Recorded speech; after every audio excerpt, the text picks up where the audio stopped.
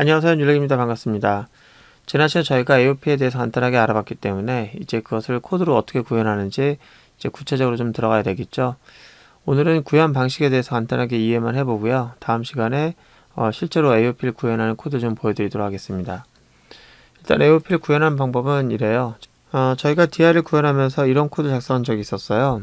그 율렉 이그잼이라고 해서 이그잼이라는 인터페이스를 구현하고 있는 클래스를 만든 적이 있었는데, 그때는 업무 로직으로서 이제 total과 average라고 하는 그런 메서드를 구현하고 있었죠.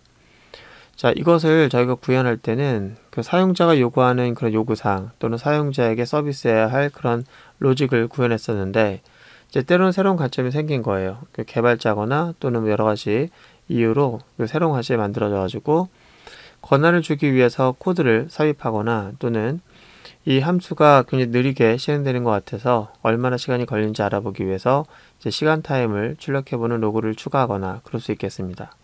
그런데 이 업무 로직에다가 이제 별개의 관점에 따라서 여기다가 코드를 넣고 싶은데, 그렇게 하려면 저희가 이렇게 할 수 있겠죠. 소스 코드를 열어서 그 소스 코드에다가 뭐 시간을 출력하는 로그를 여기다가 작성한다거나 뭐 그렇게 할 수 있겠죠. 뭐 권한을 위해서 이 함수로 호출할 수 있는 권한이 있는지 알아보기 위해서 조건 처리한다거나 그런 걸 여기다 할 수 있겠죠.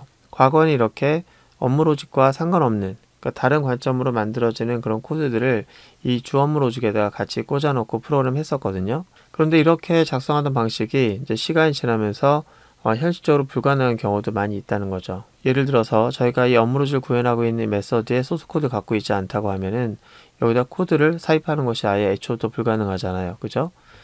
그래서 저희는 이걸 어떻게 할 것인가 생각을 했는데, 그것을 가능하게 하는 그런 방법론이 바로 AOP라고 했습니다. 그렇다면 AOP는 소스 코드가 없는데도 어떻게 이 업무 로직에다가 이런 코드를 삽입할 수 있을까? 이제 그런 것들을 저희가 알아보는 게 AOP를 구현하는 방법을 알아보는 건데요.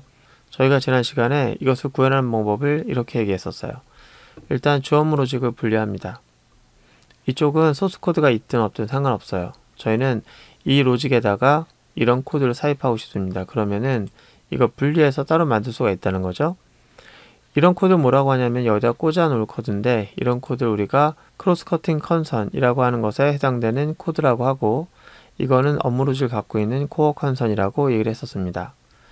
그러면 이거를 우리가 작성하면 되는 거고, 이걸 여기에 꽂아 놓을 수 있는 방법을 찾으면 되는 거예요. 물론 소스 코드가 있든 없든 상관없이 그냥 소스 코드가 없다라고 가정하고 이것을 꽂아 놓을 수 있는 방법을 찾겠다는 얘기입니다. 자, 그런데 이쪽에 있는 소스 코드가 없이 어떻게 이 코드를 만들어서 꽂아 놓을 수 있겠습니까? 예, 물론 그건 당연히 안 되죠. 안 되는데, 흐름상으로 봤을 때는 마치 이 안에 들어가는 것과 똑같이 실행 절차는 그렇게 만들 수 있다는 겁니다. 그렇게 해서 사용되는 것이 바로 프락시라는 개념인데요.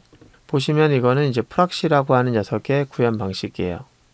이 녀석은 실제 주 업무를 갖고 있는 녀석을 호출해주는 그러한 역할을 합니다. 그래서 사용자는 얘를 직접 호출하는 것이 아니라 이 프락시를 호출하게 될 것이고, 프락시에서 이제 이 호출하는 그 점에서 앞뒤로 여러분들이 원하는 코드를 삽입하시면 돼요.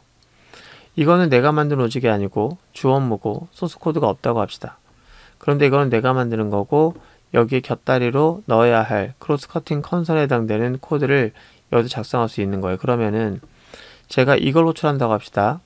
뭐 이걸 어떻게 호출하는지는 다음 시간에 얘기하도록 하고, 일단 호출한다고 하면 여기에 있는 코드가 먼저 실행되고, 그 다음에 여기 있는 게 호출돼서 실행되고 다시 돌아와서 마무리 실행하게 되면은 여기다 직접 코드를 꽂아놓지 않아도 실행 순서상 이렇게 실행되기 때문에 마치 여기에다가 코드를 꽂아놓은 것과 똑같은 실행 순서를 갖게 할 수 있다 이겁니다. 그래서 저희가 이 프락시라는 녀석을 사용해서 토탈 호출하게 되면은 이렇게 거쳐서 토탈이 호출되고, avg라는 함수를 호출하게 되면은 이렇게 거쳐서 avg가 2라고 하면 이렇게 호출돼서 저희가 이 함수와 이 함수의 앞뒤로 여러분들이 원하는 코드를 삽입할 수 있게 해주는 그런 방법을 가질 수 있다는 겁니다.